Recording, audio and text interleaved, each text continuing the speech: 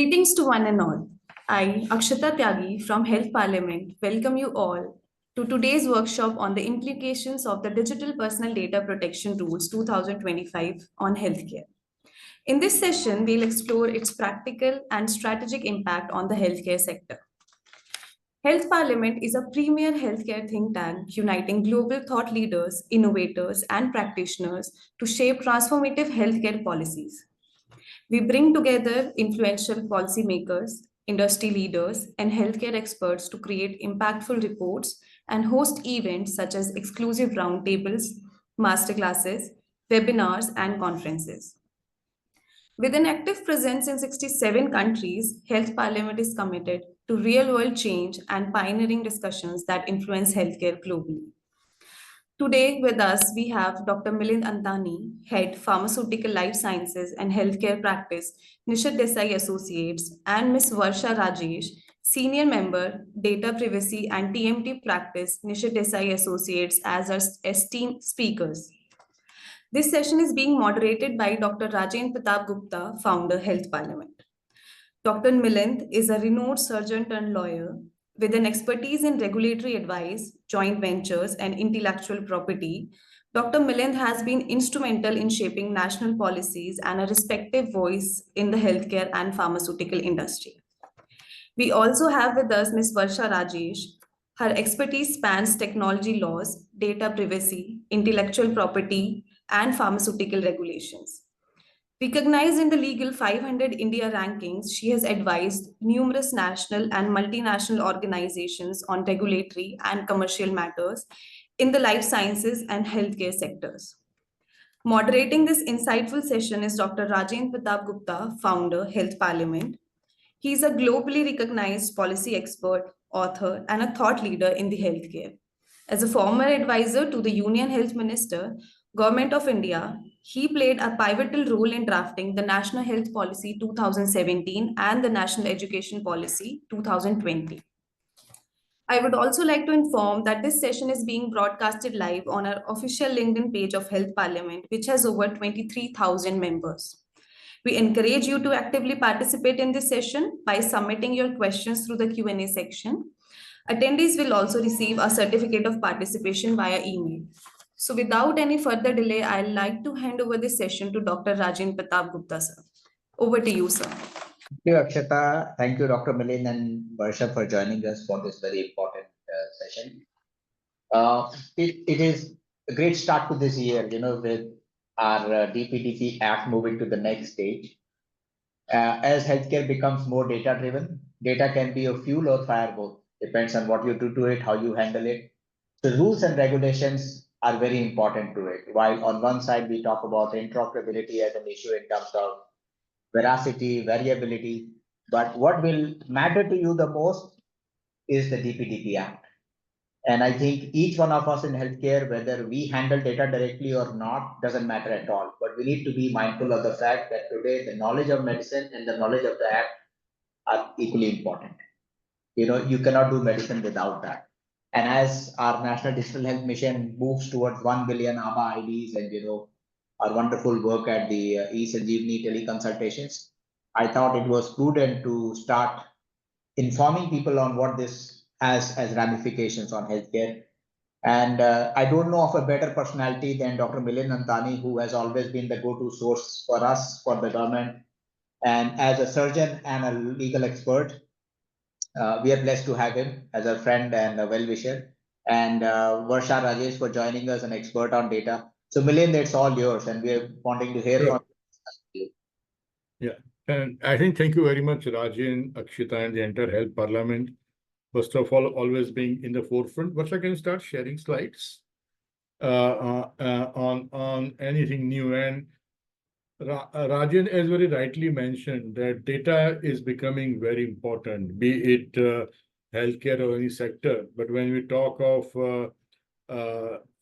healthcare sector, every medical record or a data is going to be very critical. It is said that no act is act till rules are there which work with the act.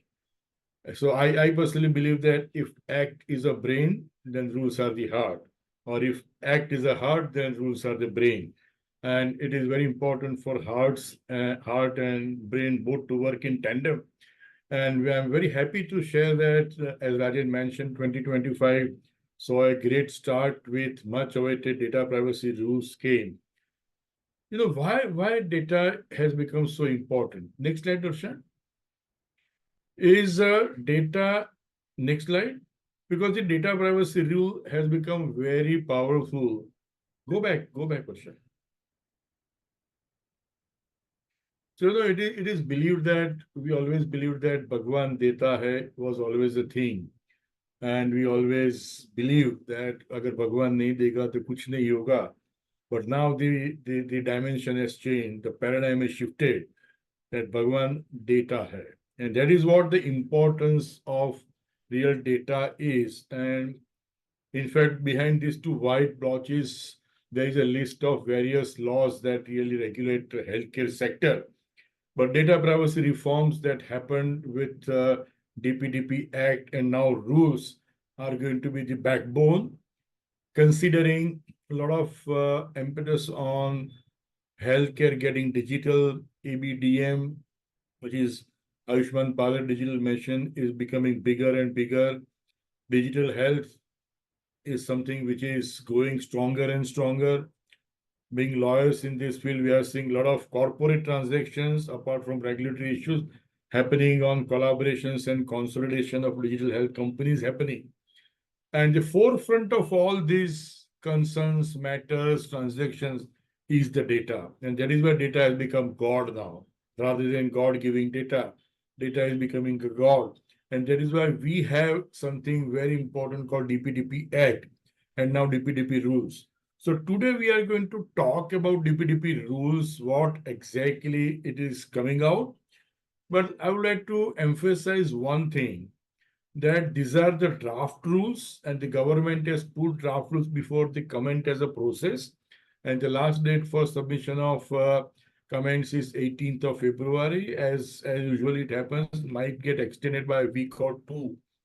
And these rules cannot be read alone. They need to be read with the act and work together. But what is more important, as I very rightly mentioned, that data is something cannot be ignored, and the health data or medical records are really key, which is going to define when the timings of healthcare management has changed, which is becoming now predictive healthcare and a personalized healthcare, where data is going to play a huge role. And every stakeholder who are listening to this are touching medical data somewhere.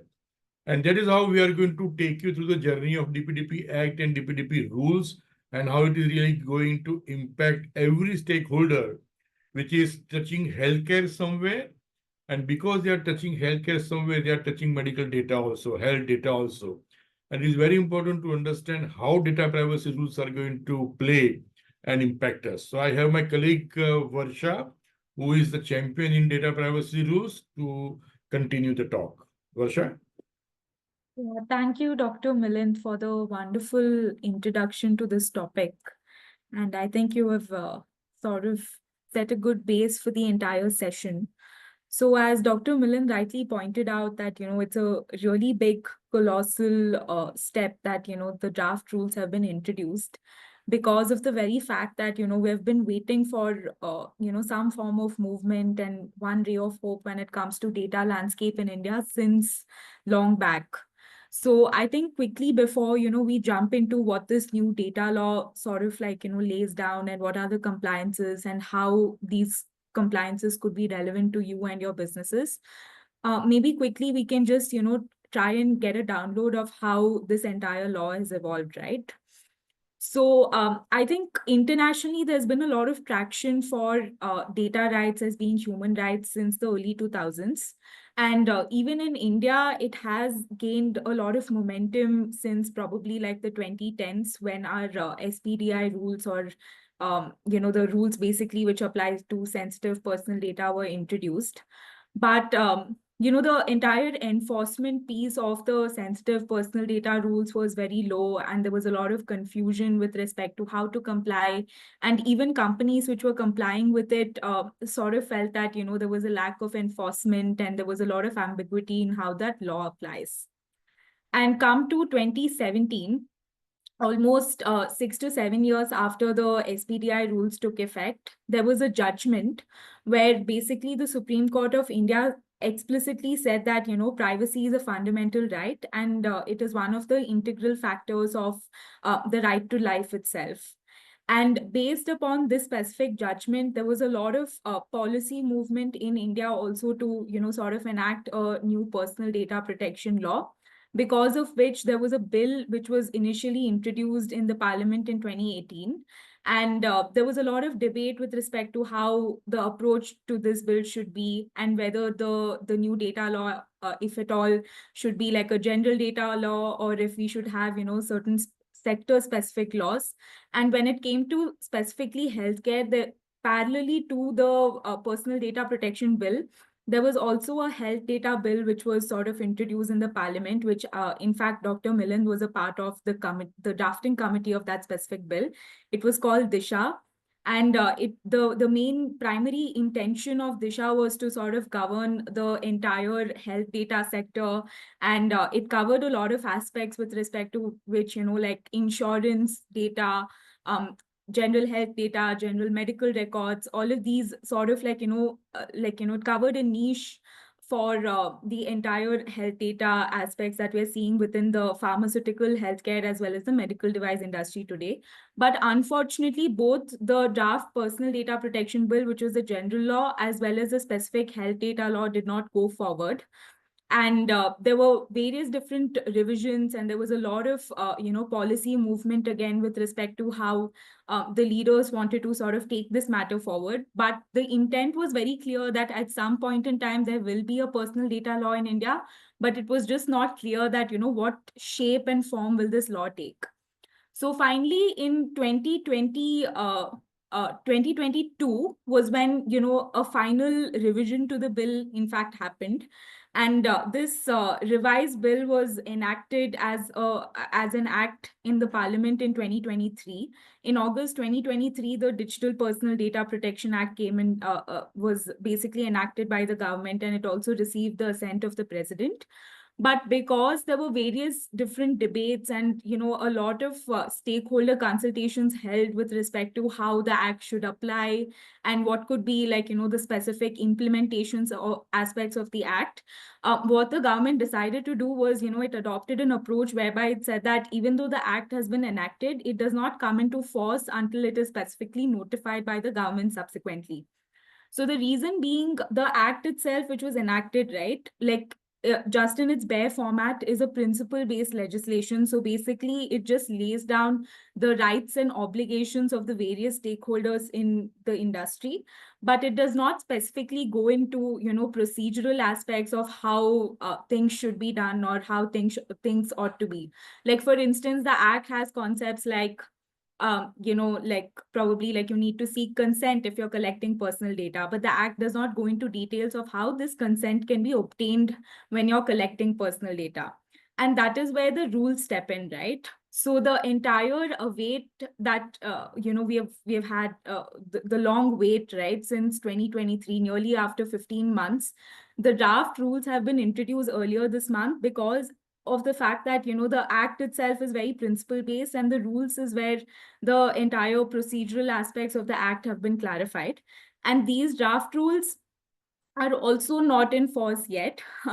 But what the government has done is that, they've been holding various different consultations for these draft rules with several different industry members. There was one that happened in Delhi last week, and there's also one that's going to be happening in Bombay very soon. Essentially, based on the stakeholder consultation as well as the comments which are submitted online, the intent of the government is that before February 18th, they want to sort of collate all of this information from the general public. Then subsequently, they want to review and assess whether or not, certain provisions that are there in the draft rules should remain or whether there are changes required. And maybe a couple of weeks after that is when the final draft rules will be notified. And it is also anticipated that the DPDPA, which is the primary act, will also be notified around the same time as the draft rules. But having said that, there isn't a lot of clarity from like a timeline perspective when all of this could happen. It could range from a couple of days to a couple of weeks. So, just one point, though this slide may look, "Arey, history ka kya kaam hai?" But 8 years, 8 years to come out with some kind of a draft rules speaks volumes that government is very serious. Government is really very active and mean business. That India wants to go digital in healthcare, and we have one gentleman, Rajen Gupta, who is pioneer in doing that. So 8 years in coming out with this legislation and doing so many stakeholders discussion. One happened in Delhi, now one is happening in Mumbai, and maybe one in Bangalore. Speaks that government is very serious, and every stakeholder must take this regulation very seriously. Over to you, Arshad.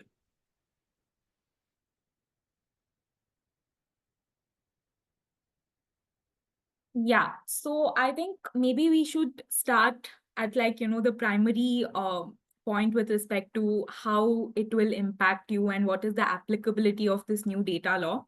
So also, I think just one point before, we continue, the act and the rules have to be read together because of the fact that the rules essentially lay down the implementation aspects and provide further clarifications to the principles which the government has put forward under the act. So, we won't just be discussing the rules today, we will also be discussing the relevant provisions of the act along with the rules so that we sort of get an overall idea of what is this ecosystem and how it impacts the entire healthcare, pharmaceutical, and medical device industry. So in terms of who the act applies to, and what the act applies to, the DPDPA prescribes compliances for collection, processing, storage, transmission, transfers, basically any sort of activity that's got to do with personal data. And personal data, again, has been defined really broadly. It includes any data about any individual, and such data should be in relation to, being able to identify the individual, right? Like, for instance, if you have like a person's name or like a person's email ID, or just you probably only have the person's Aadhaar card number. Even such items of data will be regulated as personal data because of how broadly it has been defined under this law. Now, again, there are like further subsets in terms of, how it could apply to personal data, right? Primarily, the act only applies to digital personal data, which means that only data which is collected and stored in like a digital format is going to be governed, and therefore compliances will only apply to this. If you're collecting any form of personal data and like paperwork, like for instance, all of us go to restaurants and a lot of times they ask us to input our number on like in like a diary, right?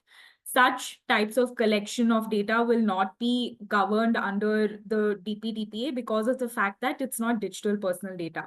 But at the same time, probably if the restaurant is, like maybe like digitizing the data that you've put in their diary, like, probably creating Excel sheets of the phone numbers and your name and all of that, then in that case, the DPDPA would apply to the digitized data set.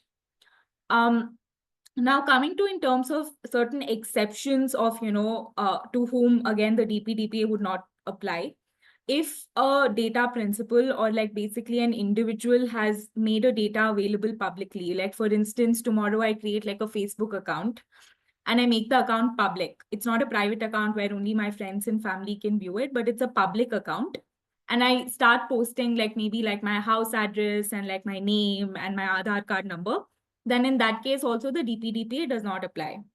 Similarly, the DPDPA also does not apply to certain other exceptions, like specifically a lot of state-related state-related purposes of processing has been exempted.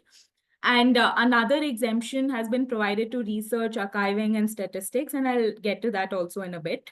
But basically, broadly, any sort of digital data will be covered, save for probably, in limited circumstances where, the government has also recognized that it might not be possible, or it would be difficult for entities to sort of implement and to regulate that space. Now, coming to who or like which types of companies the DPDPA applies to, right?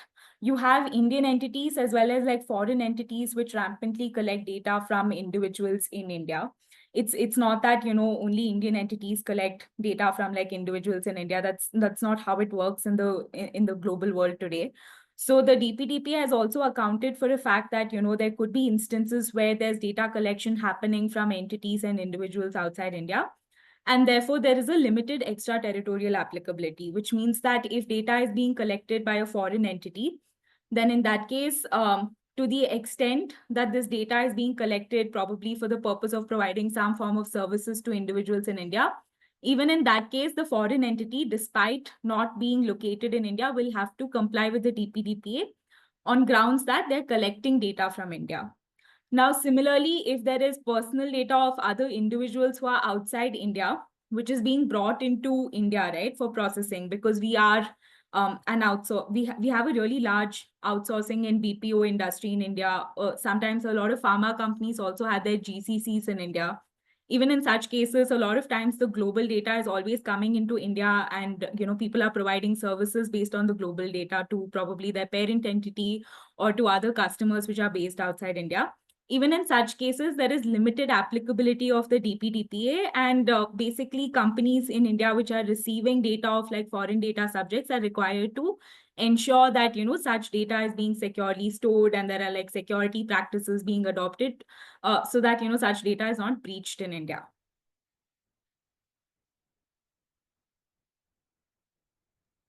Go ahead, Varsha.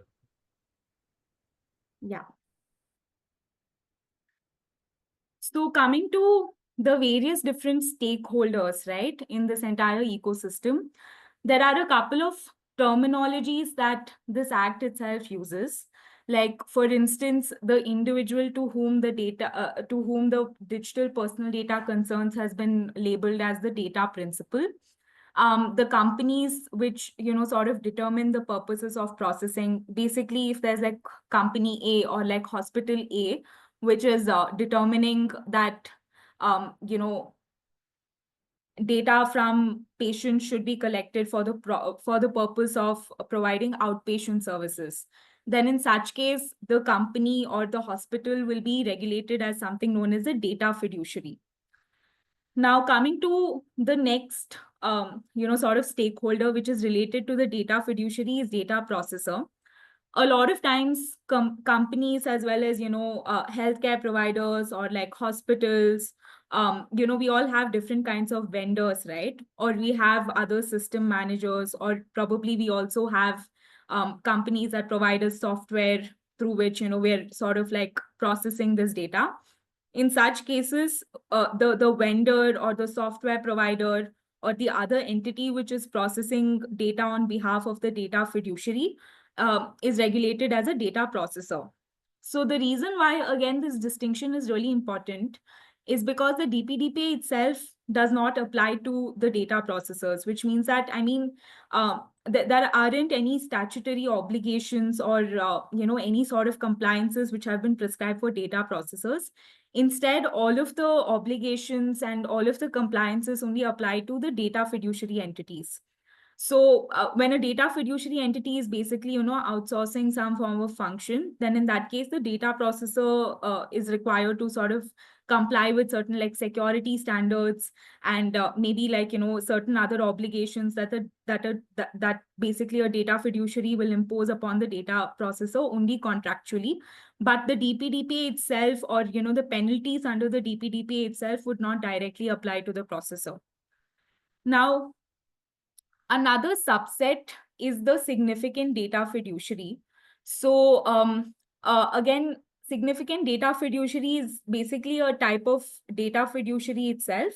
But however, the government will notify, specific types of entities based on the volume of personal data, or else the sensitivity of the personal data, or else, due to other sort of public order factors, to become a significant data fiduciary. And a significant data fiduciary will automatically have certain higher obligations. So the reason why it's really important for this industry is because, basis all of our policy advocacy, what we've been hearing is that health data is, considered to be like a form of like sensitive or high risk data. So it is likely that, maybe some healthcare providers or companies which are processing extremely high volumes of health data could be notified as significant data fiduciaries. So that's just one point that we have been hearing. But again, something to keep in mind is that this is not something that's already been prescribed under the Act. This is something that the government could potentially do in the future based on like industry trends, as well as, the sensitivity of data and the level of, sort of like data breaches and other types of threats that data subjects might be facing vis-a-vis their health data. Just one point I want to see what Varsha just mentioned. I think data fiduciary of all four key elements of entire data management. Data fiduciary is the most important stakeholder. And she did mention about hospitals, but I was an ENT surgeon for 14 years, and I also was exposed to certain data that even if there is a independent doctor who is practicing in own nursing home or hospital and ends up capturing data of a patient, which ultimately is going to be shared with a third party due to ABC reasons. We will discuss that. So that independent doctor also will become a data fiduciary, and all the obligations and responsibilities that data fiduciary needs to comply with under rules will have to be done by that independent doctor. It is not that only the hospital would be data fiduciary, it is the person also, independent doctor would be a data fiduciary. Yeah.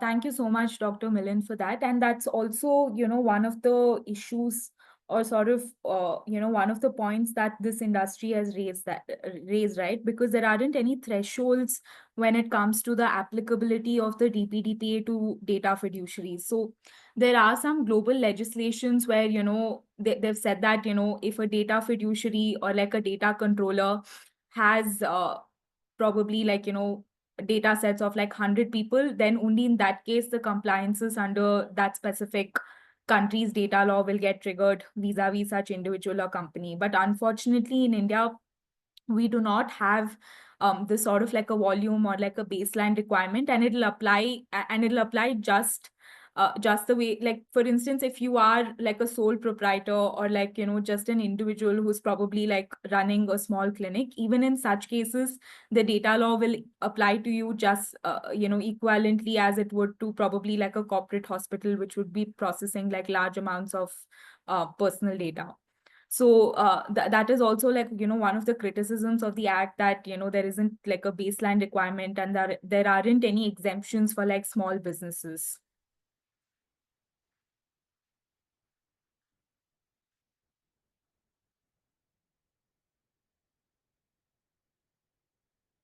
Yeah.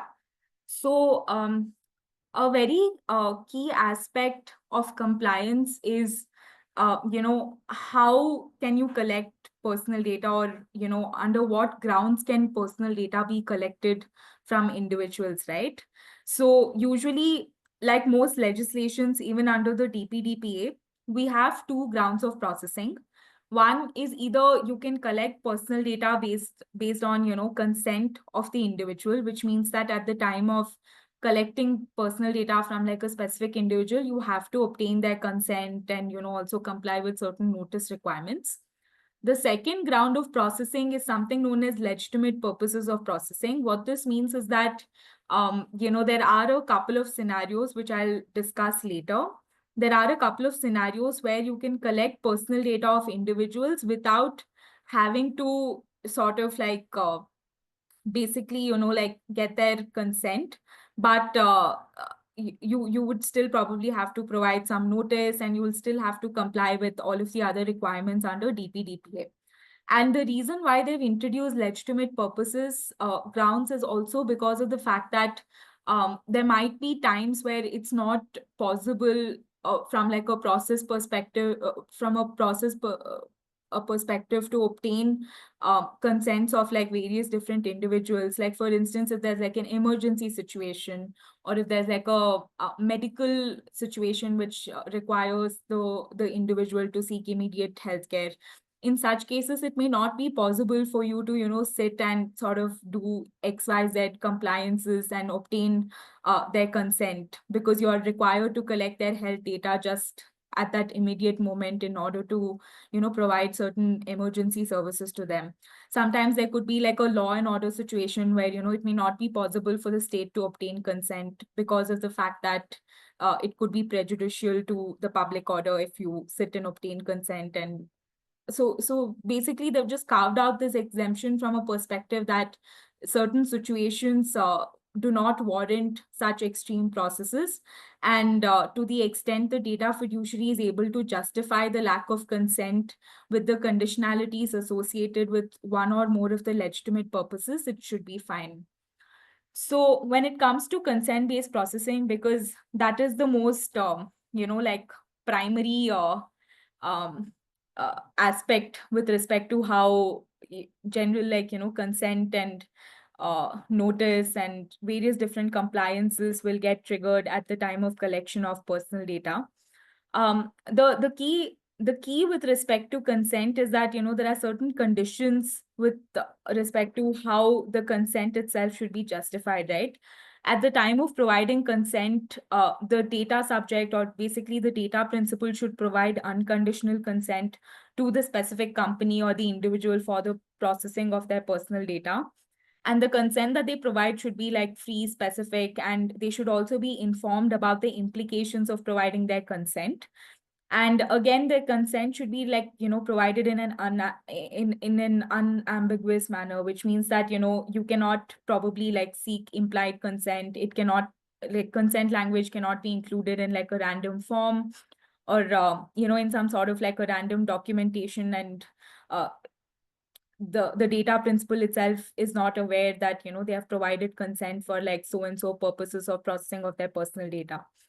So in terms of, you know, how consents will have to be structured going forward, is that consent should be obtained in like a separate document, or ideally in some format of like written documentation where it's not very ambiguous, and the data principal has been made aware of, you know, why you're seeking consent, what are the purposes for which you're seeking consent, and under what purposes will their personal data be processed like going forward, and probably also if there are like durations associated with respect to, you know, how long their personal data will be processed, even that should be included.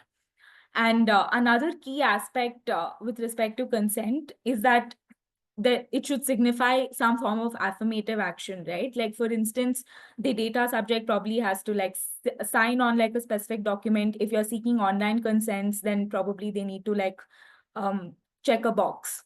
So these are some of the methods that, you know, that can be evaluated basis the needs of the company in order to comply with the consent requirements. So I think Now coming to sorry, Varsha. So I think what is coming out, and even if you, of course, what we are talking is from rules only, that it is a consent mechanism, appointment of consent manager, of course, we'll take that later, is becoming very important, and a lot of emphasis is given in rules also, draft rules also.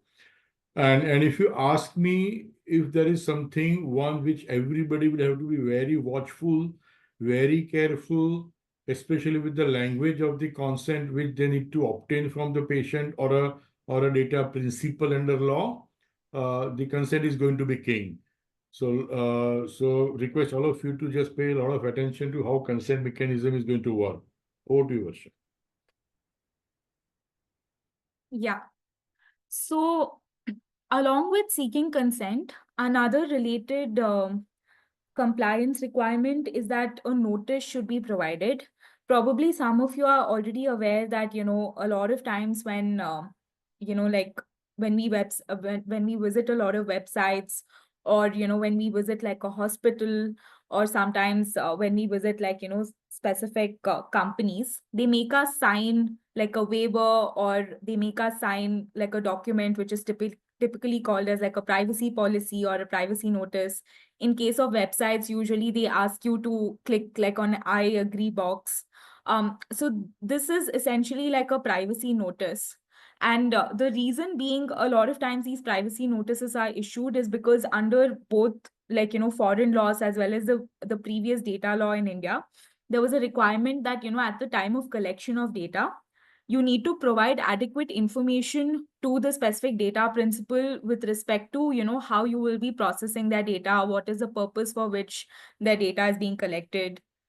If the data is being disclosed to some other third party, then you also need to sort of identify the third parties to which such data will be transferred. So essentially, this practice has already been there for quite some time.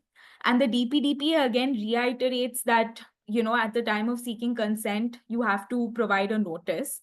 And some of the key aspects with respect to this notice concept under the DPDPA is that there isn't a specific format, both under the rules as well as the act, where there isn't a specific format for how this notice should be provided. And that is again one of the criticisms of the new draft rules, that ideally there should have been a specific format issued so that companies are able to rely on that format, and if they rely, automatically they're in compliance with this requirement, as opposed to sort of keeping it open-ended and subjective, where the board is able to decide whether or not your notice document is adequate. So some of the contents of the notice basically is on the screen right now. The notice should definitely specify the purposes of processing, as well as, sort of lay out the details of how grievance redressal mechanisms will take place. Like, grievance redressal essentially means that if the data principal has any queries with respect to their data, or if they want to exercise some of their rights, which again, we'll be discussing further, then in that case, the entire process in which they can sort of exercise their rights and tap into the grievance redressal mechanism should be provided for in the notice itself. So this could mean that, you probably publish the details of your grievance redressal officer, or you publish the details of your data officer, whoever is basically handling these, forms of activities within your business. Then the next thing is, again, like, a very heavy compliance requirement, but basically the notice itself should be accessible in either English or any of the languages, any of the official languages of India, basically, which has been mentioned in the constitution. And there are a total of 22 of these regional official languages which have been notified in India. So what it means is that at the time of providing notice, you need to ensure that, the data principal has an option to either access the notice in English or any of the official languages. And this is a really heavy compliance requirement, because how can this practically work, right? Because one is that you need to translate your notice copies, and at the same time, does it also impose an obligation on data fiduciaries to ensure that the entire grievance redressal mechanism is provided in such local language? So again, there is a lot of clarity required on this aspect, and it's one of the criticisms for the draft rules also, because this has again not been clarified in the draft rules. And a lot of businesses have actually been submitting feedback on this one individual point. So, what is going to come out, and we personally believe, entire team at our firm, that the government will definitely have to look into this to make it easier for implementation and execution by everyone. Some form of content as well as the draft of consent should come when the final rules come in place. So, Varsha, I also want you to spend some more time on consent manager, because it's a new concept which has come in rules, so people need to understand. Yeah. So consent manager is actually a very interesting and novel concept. It's a never before seen concept under any data law in the world, for that matter. And it's also sort of appreciated, that certain functions, especially the consent functions, can be outsourced to this new entity which has been created in this ecosystem. So a consent manager is basically a third-party entity which will have to be registered with the Data Protection Board of India once the board, is formed, and all of that, of course.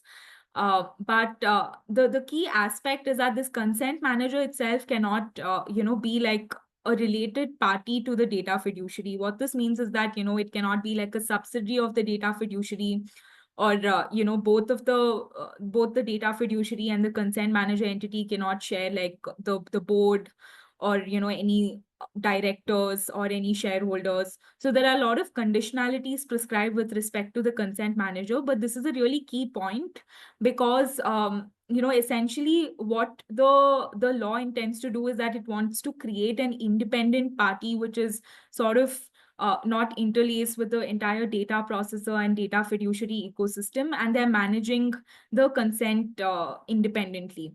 So again, going back to how this entire system works, right, is that the data principal can provide and also manage its consents via a consent manager, and the consent manager is required to operate a platform through which the data principal is able to exercise its rights, provide consents, withdraw consents, basically anything related to the consent of the data principal, as well as processing activities of the data principal.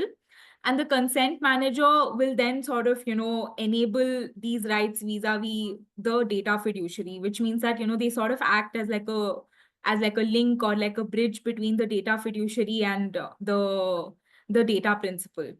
Now, a very important point to note is that it's not mandatory to onboard a consent manager in order to manage your consents. If you are a business, you can still independently carry out all of your functions relating to seeking consent from your data principals, as well as managing their consents, enabling the withdrawal of their consents. But if you are like a business, probably like a smaller business where it is very difficult for you to manage it from like a technological point of view, then you can onboard a service provider who provides these consent manager services, and they have been registered with the board. So what we have been seeing in the market is that this is sort of like given birth to a new vertical. A lot of startups are in fact looking into the space, and they're monetizing this entire vertical that has been created under the DPDPA. And the best part about consent managers is also that from a data principal's point of view is that you have all of your consents and you can manage all of your consents on like one specific app, instead of having to go to like multiple different applications. Like for instance, a lot of us use like social media today, right? So if you were able to manage all of your privacy related consents for say like Facebook, Amazon, WhatsApp, Instagram, basically any platform that you're currently using, if you're able to manage your consents on like a separate app where you can see your consents, manage your consents, withdraw your consents all in like one place, then it just becomes a lot more efficient and a lot more easier for you to keep track of your data. But at the same time, a criticism or basically the fallback is for data fiduciaries, because data fiduciaries are also required to sort of ensure that any requests that are made on these consent manager platforms are sort of like complied with, and they're keeping a track of such consents. But luckily, something that the draft rules have clarified is that the data principal and the data fiduciary are only able to sort of use the channel of a consent manager if both of them are onboarded onto that specific consent manager, right? Because we're looking at a market where we'll not just have like one consent manager, there'll be multiple registered consent managers. So for instance, if a data principal wants to be able to exercise their right, or probably like lodge a complaint vis-a-vis like data fiduciary B, then in that case, the consent manager of the data principal will only be able to sort of enable this entire process if data fiduciary B is also onboarded onto their platform. If data fiduciary B is not onboarded onto the platform, then it is an obligation on the data principal to directly go to data fiduciary B and exercise their rights. So in a way, it's good because there isn't a obligation on data fiduciaries to basically onboard each and every consent manager that's sort of coming into the market. So I think consent manager, as Varsha mentioned, is a very unique and interesting concept. And every consent manager, which could be an entity, would be registered with the data board. So a situation may arise that the either hospitals or the doctors may be required to appoint them as a third-party service provider, as a vendor. And at that time, a proper documentation or a MOU or an agreement with the consent manager would be very significant. Just as a word of caution, I have just mentioned. So, Varsha, can you just finish fast? Because we have some 10, 11 questions and it's already Yeah. 5:15. So you may just quickly browse through some data, some slides, and we can answer questions also. Sure, sure. So coming to legitimate purposes, right? So legitimate purposes is an alternate ground, like I mentioned. And some of the key legitimate purposes which are relevant to our industry is, of course, like medical emergencies have been exempted. So if there's like a significant threat to the health of like an individual, irrespective of which class of data fiduciary you are, like for instance, you could be the employer and your employees under some sort of like a medical emergency, or you could be a hospital where, you're probably like treating like an accident trauma patient. In such extreme scenarios where there is like an immediate threat to the health or even the life of the data principal, then in such cases you can go under this exemption where you don't have to basically obtain consent before actually collecting their personal data and processing their data. Now, another related exemption is with respect to providing medical services in during like an epidemic, or when there's like an outbreak of diseases, or some sort of like a significant threat to public health. One of the examples is, of course, the pandemic itself. During COVID-19 pandemic, there was a lot of rampant use of healthcare services, and even in such cases, because it's not humanly possible to be able to process databases, consent, and also comply with like a lot of notice requirements, these kinds of exemptions could apply. Now, quickly coming to the obligations of data fiduciaries, of course, there is a requirement to ensure security of personal data. And to this extent, companies, hospitals, individuals who are collecting personal data, basically any sort of data fiduciary are required to implement certain technical and organizational measures for protection of data. Along with that, they're also required to adopt something known as reasonable security safeguards to prevent personal data breach. And both the act and the rules do not actually prescribe, specific standards with respect to reasonable security safeguards. In fact, the rules, also sort of allow companies to adopt any sort of adequate data standards or any sort of adequate data processes in order to protect the personal data in their possession. And this is a really good move because smaller companies are, have sort of like a lot of flexibility in terms of how they want to comply with this requirement, to the extent, they're able to justify that such security safeguards are reasonable and there are certain control access mechanisms. So to the extent, some of your businesses may already have like, cybersecurity vendors, or you may have like data management vendors who probably, are obligated by like confidentiality clauses, basic security clauses, virus management softwares. Even these kinds of things could sort of, help and play out in your benefit from a compliance point of view. Now, another key aspect is that, you need to ensure the rights of the data principal, which means that you need to provide them a right to grievance redressal, and also provide certain other rights, which I will discuss in a bit, which also includes the right to erasure. Now, coming to what would happen if you are notified as a significant data fiduciary, certain entities which become notified as significant data fiduciaries have some additional compliances, and these are, these also include having to appoint a special individual known as a data protection officer, who will have to be localized, which means that, if you are like a MNC, then in that case, you need to ensure that the data protection officer is based out of India and not some other country.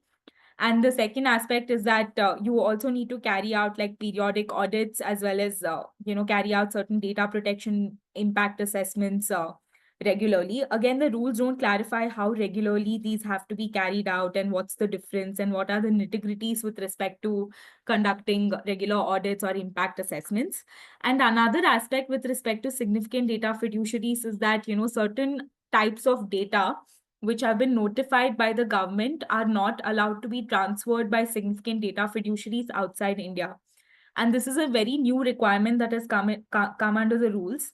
And this is quite worrisome because what we understand from the government is also that a lot of sensitive categories of data could be notified, and significant data fiduciaries could be, precluded from being able to transfer this. And even if they're transferring this, there could be certain heavy compliance obligations on entities which could be transferring. So from an impact perspective, if health data, if at all it is notified under this provision, then in that case, we may have to think through how certain like clinical trials data could be exported out of India, or, if there's like AI processing where, data is collected from India in order to be input into like various different AI tools under development, then even in such cases, it could be difficult, provided such data is like a personal data set and not anonymized data. I think this we can skip, but the Okay. key point to remember is that once the purpose of processing is no longer valid, or if the notice, if the purposes under the notice is no longer relevant to that specific data principal who has consented for their data to be collected and processed by your entity, then in that case, the data has to be immediately erased. There are certain retention periods prescribed primarily for like social media intermediaries and e-commerce entities, but that's not something that's really relevant from like a healthcare point of view. So, and even when it comes to erasure, before erasing the data of an individual, irrespective of whether you have received, a specific request from the data principal, or if you are erasing data basis the fact that the purpose is no longer being served, a key point is that you need to be able to notify the data principal at least 48 hours before carrying out this erasure. And for digital health companies where, you have enabled like a user account system, in such cases, also erasure requirements will apply, but you should only be erasing the data which is, basically not related to the individual being able to access their account, which means that if email ID is one of the triggers for, an individual to access their specific account, or if they have like a username and password, then such details, or like, basically such minimum requirements to enable access to the user account should still, be retained, and you can erase all of the other data. And the reason, again, that's coming from a point under the rules that, the data principal should still be allowed to access their user accounts even after erasure. And again, there isn't a lot of clarity on what this means. But what we understand from the stakeholder consultations is that essentially, even after like a user account is deleted, or even after like the individual data set has been deleted, you should still have some sort of minimum data to enable access to their account and records, which may be digitally stored with you.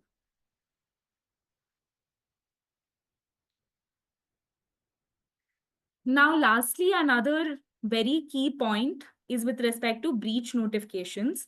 And this is really important from an industry perspective, because the healthcare industry, other than the digital healthcare industry, is not very aware of the cybersecurity breach notifications in India, or, generally there isn't a lot of awareness about, what entails like a personal data breach and how this should be informed to like various different regulators.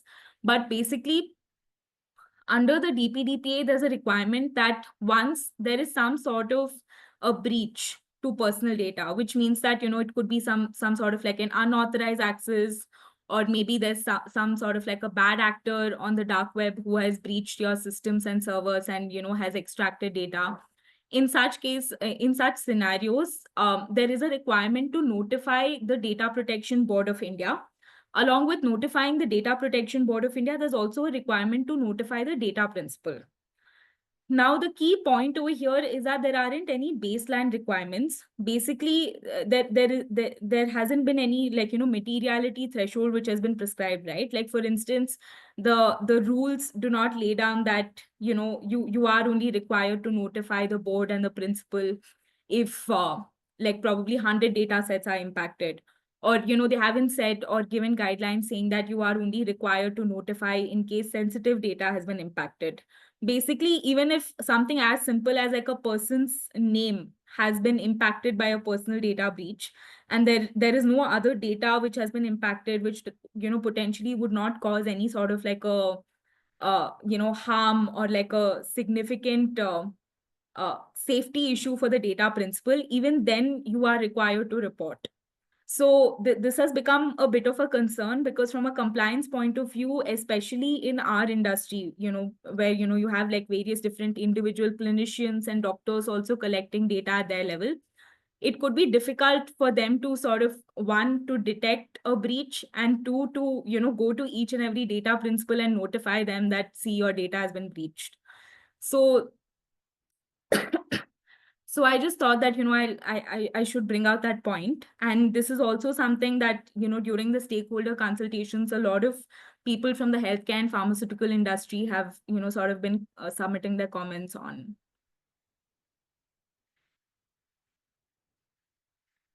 So I think this, I won't touch upon it, Yeah, but there are please go various ahead. different, there are various different rights, as you can see on the screen. And there's an obligation on all data fiduciaries to sort of ensure and provide these rights to all of the individuals to whom the personal data concerns. So we'll be sharing slide deck with Health Parliament. They can share with you. Should not be a problem. Yeah, so I think lastly, when it comes to, the enforcement and adjudication mechanism, the Data Protection Board of India is, of course, entrusted with certain investigative powers, as well as powers to like pass orders for, remedying any sort of non-compliances. But very quickly, something that we need to be worried about is the penalties that can be levied upon us, right? So as you can see on the screen, there are extremely high penalties that have been prescribed under the new law. And what we also understand, basis all of our policy efforts, is that it does not mean that, significantly high penalties could be imposed. And, like perhaps like there's like a small clinic and there's been like a data breach at the clinic level. It does not mean that, the individual would be liable for like a 150 crore penalty or a 200 crore penalty. Usually this will be in perimeteria to the revenue that specific establishment makes, and like, various different factors will also be taken into account by the board at the time of levy of the penalty. But something that we do need to keep in mind is that previously there's been like a lot of rampant data collection and processing without any consequences. But going forward, the intention is, of course, to, ensure compliance, one, and two, in case of significant non-compliances and repeated non-compliances, there is a penalty, and this is something that will be closely monitored by the new board. Yeah.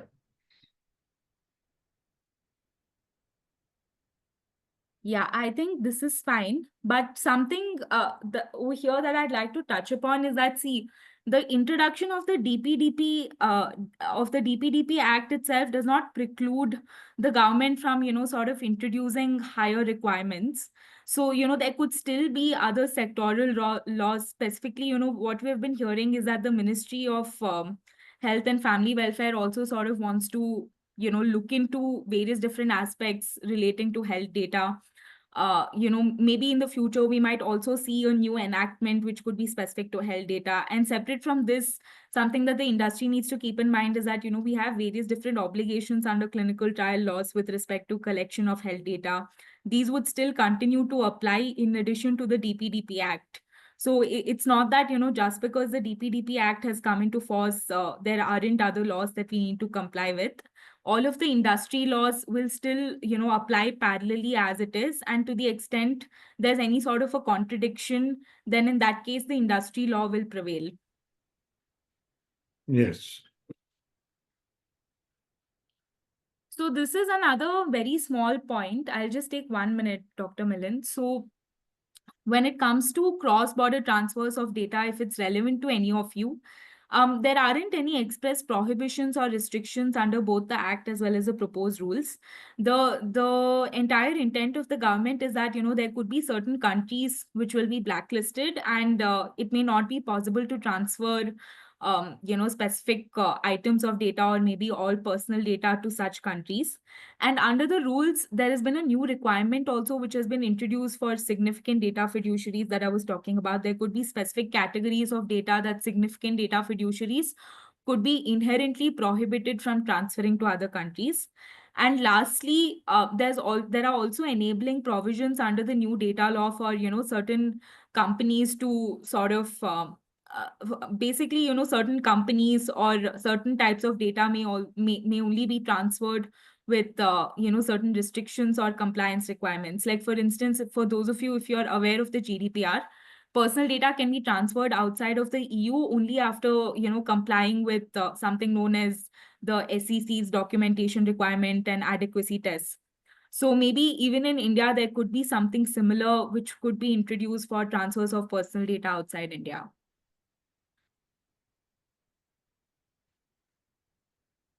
So I think I just wanted to end with one very important quote by a former Attorney General of US, that if you think compliance is expensive, try non-compliance once. So compliance is key.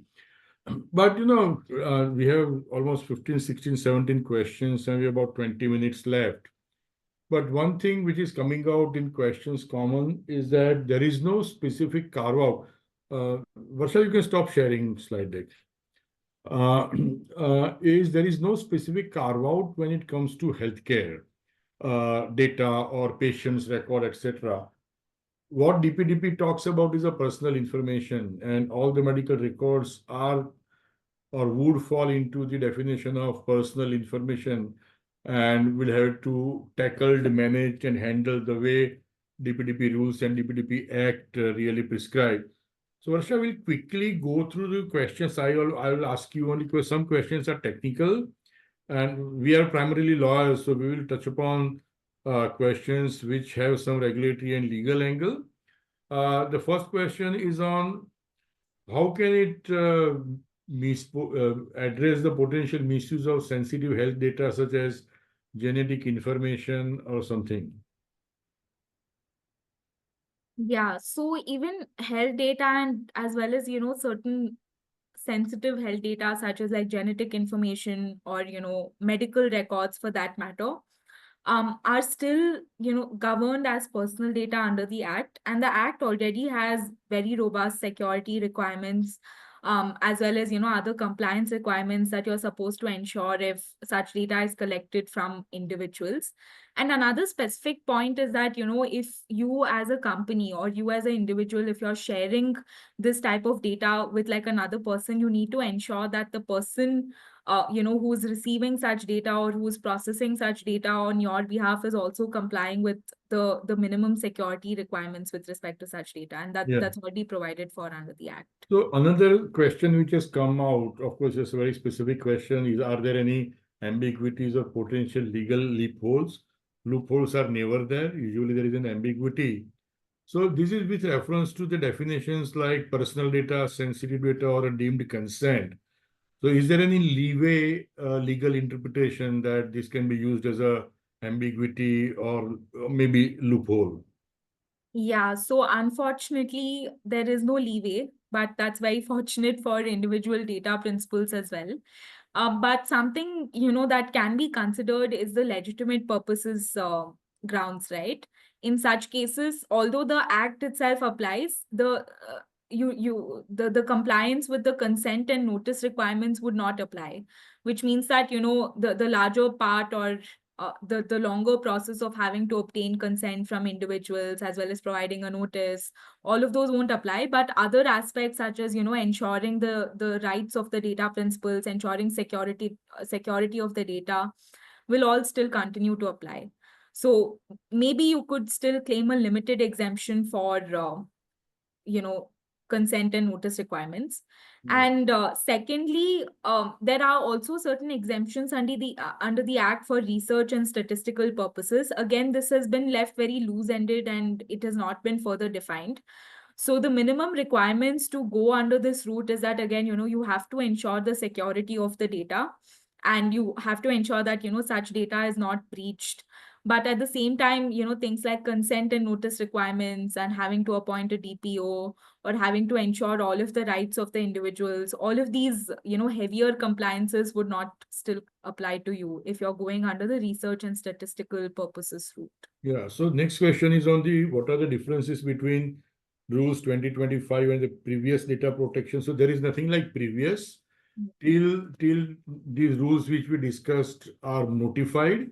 The previous rules under IT Act do prevail, and the major difference is on the penalty side and the requirements on certain aspects on etc. would not be there. So one question is, of course, more on technical, if you want to touch upon how this act would address concerns surrounding algorithmic decision making and data profiling. I think it is a technical question, but if we have discussed internally, you can just touch upon that, Varsha. Yeah, see, to the extent your data profiling and algorithmic, functions involve some sort of input personal data, the act would still apply as it is.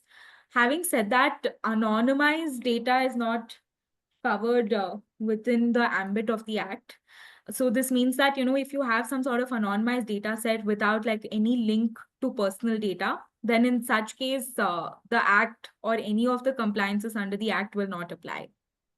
So, there are a few questions related to how DPDP Act impacts healthcare sector or collection and storage of patient data, or how it will impact third-party vendors and healthcare providers, or for that matter, would it necessitate any changes to the digital health platforms already in use?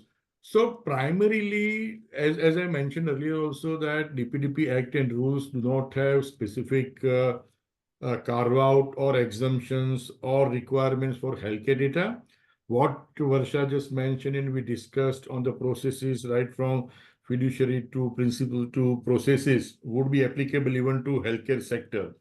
So having said that, rules need to be taken as a whole. What other industry like financial services or media entertainment or anything would be treated at par with healthcare sector, and no specific exemptions are there as yet. If you want to add anything, Varsha, you may add.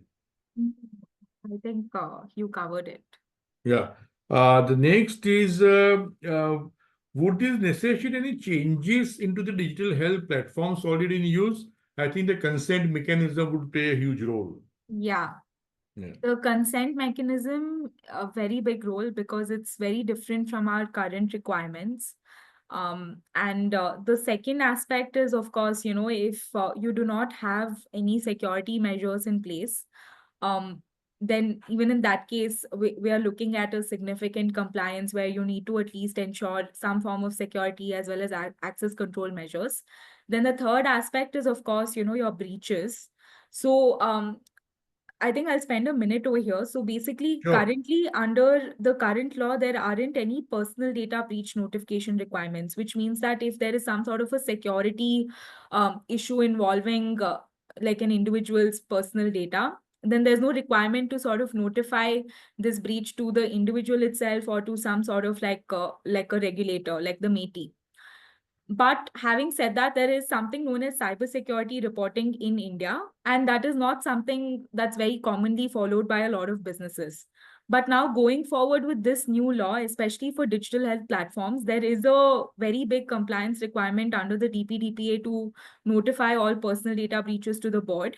And along with the breach notification requirements under the DPDPA, the cybersecurity reporting requirements will also apply. So essentially, this is like a really big compliance for companies because one, they need to ensure detection of any sort of a breach or any sort of a threat incident involving the personal data sets in their servers. And the second thing is, once they have identified this, they need to be in a position to be able to furnish information to the board as well as any other applicable regulators. Yeah. So the next question is, how might these regulations impact India's position in the global health data and digital health ecosystem? I think this is going to be being treated as a welcome step. Of course, not that it is like ditto like HIPAA as it goes into US, But globally, I think on health data and ecosystem, this is going to create a huge impact. No question about it. We have been receiving a lot of queries from potential collaborators in with Indian companies on how to handle and manage data, and the comfort zone which was there earlier has significantly increased. Want to add anything, Varsha? No, I think you've covered it. In fact, this law has been deemed to be almost on par with the GDPR.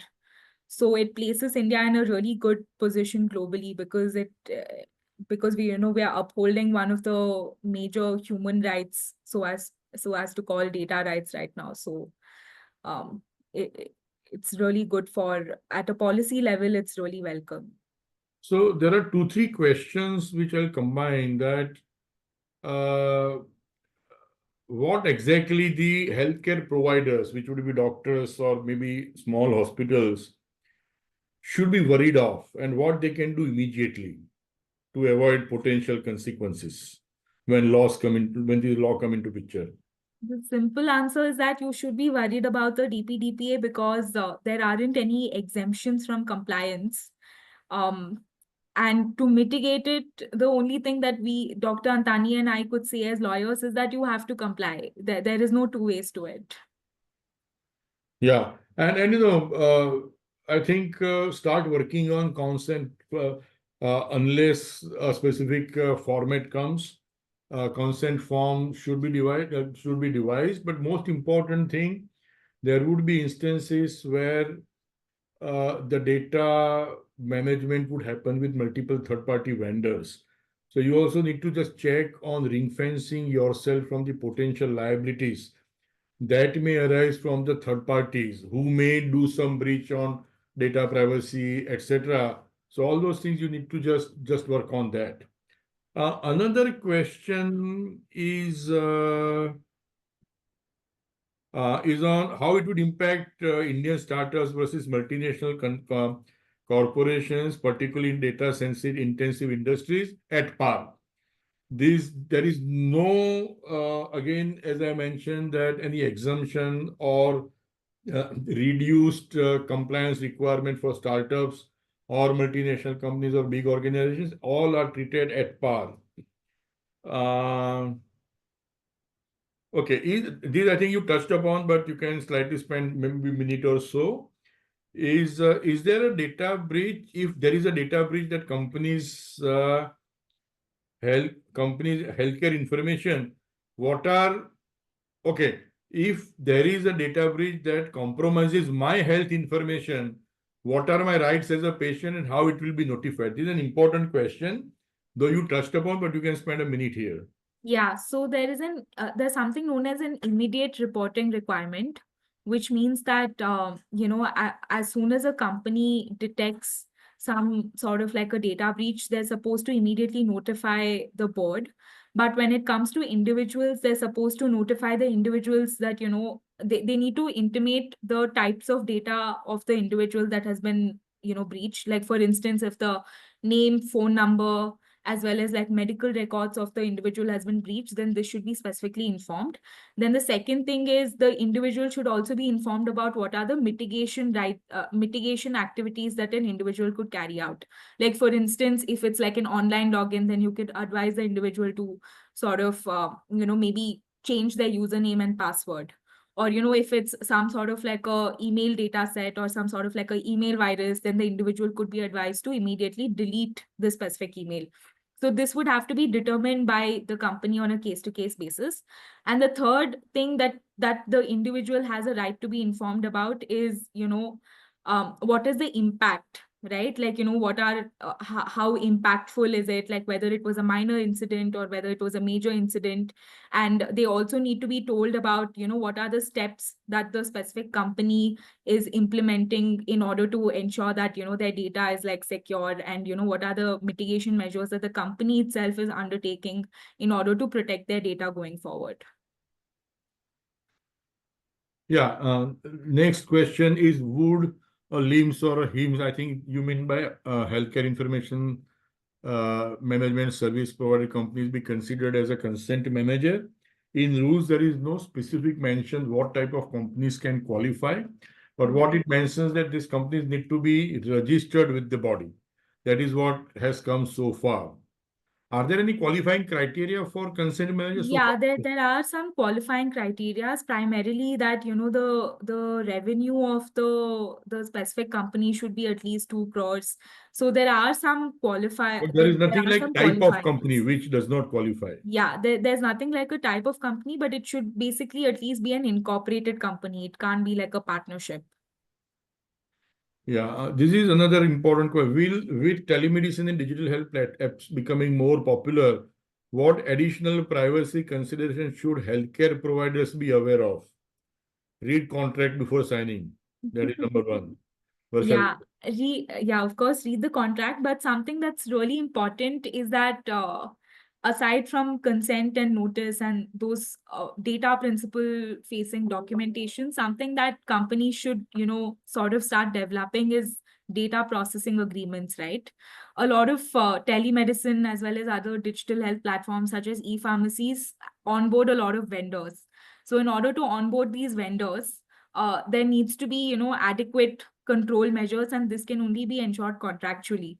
So the control measures should, you know, also include things like security requirements as well as confidentiality requirements, and, you know, anything else that, you know, you probably want to sort of pass on to such vendors contractually. So that will also become a very important piece in the documentation.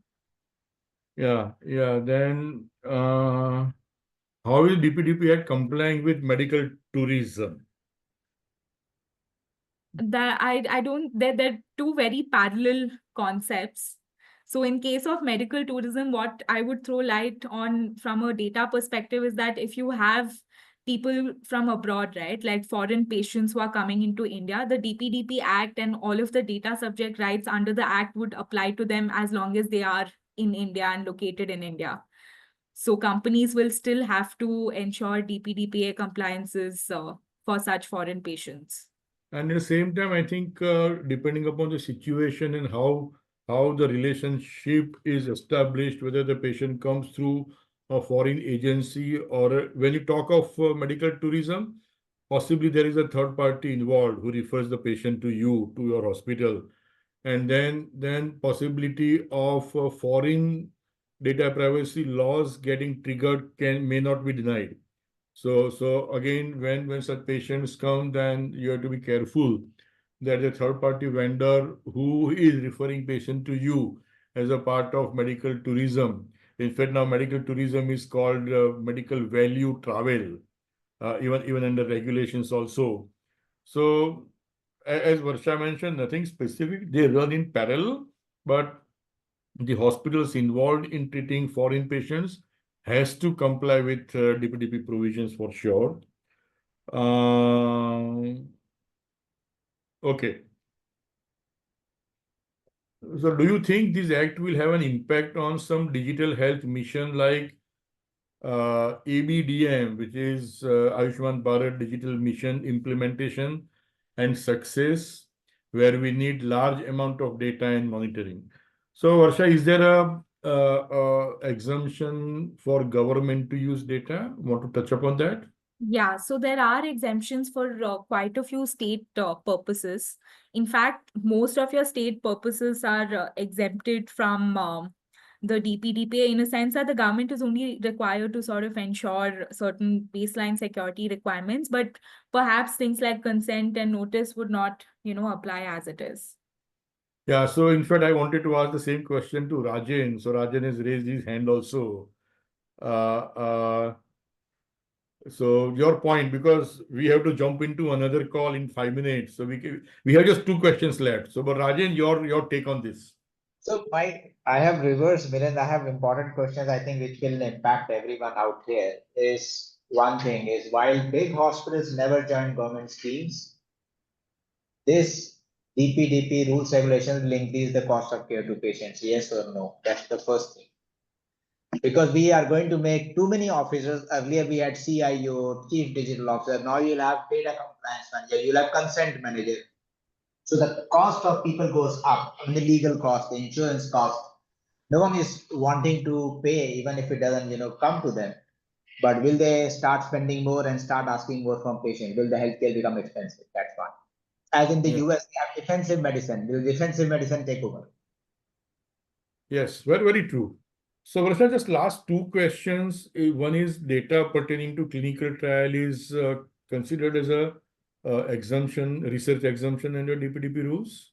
No, it would not be considered under the research exemption as of now. What we understand is that research is not research for commercial purposes, but more of like academic research is what the government has scoped out. Yeah. And how it is going to impact use of AI in healthcare?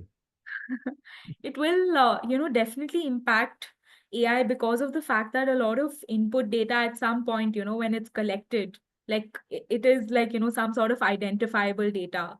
So to that extent, maybe initially a lot of compliances under the DPDPA would get triggered and, you would have to obtain consents from the individuals. But once such data is anonymized and you feed the data into the health AI, then in that case, the DPDPA would not, apply. But again, I would caveat it saying that there are various different types of AI applications. There could also be instances where the AI could continue to use personal data even as, it's being deployed. So that leads to my last question to you before we close up. And I expected this question to come, but it has not come. Can you just talk on how anonymized data is going to be handled under DPDP rules? What it was earlier, that my name is removed, but could be MA054, which may lead to identification of Milinantani, would be allowed. So maybe few seconds on anonymization of data under DPDP rules. Yeah, so there are two limbs to anonymization, right? Like one is where the data is completely anonymized, which means that there is no link back at all to a specific individual's personal data or to the individual itself. And in such cases, the DPDPA Act itself will not apply from the start.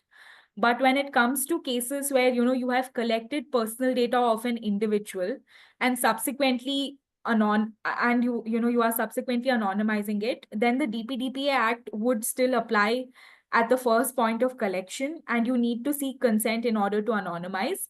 But once it has been anonymized, then there is no link back to the personal data set itself, and therefore the DPDPA won't apply. Yeah. But Go yeah, ahead. so there could also be some cases where, even after the data is anonymized, you might have a key. Like, for instance, like you said that, there might be like a code attached to you instead of your name. Like, you could have your medical record and it could say XYZ's medical record. If there is like a separate, record where they've said that XYZ is Dr. Milind Antani, then even in such cases, the DPDPA would apply. Yeah. And the last question, how DPDP Act and rules, especially in rules, are treating use of data even in de-identified form or anonymized form to be used for commercial purpose? How does it treat?